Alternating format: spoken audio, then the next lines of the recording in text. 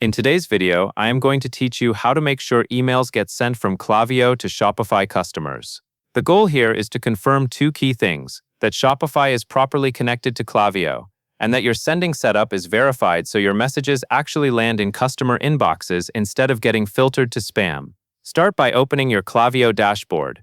From the main navigation, find and click Integrations. This is where Klaviyo shows every platform connected to your account, and it is the quickest way to confirm that Shopify is set up correctly. Next, locate the Shopify card in your list of integrations and click on it. When the integration page opens, look for the connection status. You want it to clearly show that it is enabled.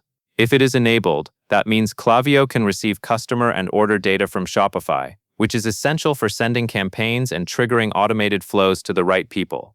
If it is not enabled, emails may not send as expected because the connection is not actively syncing. Once you have confirmed Shopify is enabled, move on to your sending setup. Go to your account menu by clicking your account name. From there, open Settings, then go to Email, and then select Sending Domain. This section controls how your emails are authenticated and recognized by email providers. Now check your branded sending domain status. It needs to show active. This is a crucial detail because an active branded sending domain helps prove that your emails are legitimate and authorized, which improves deliverability.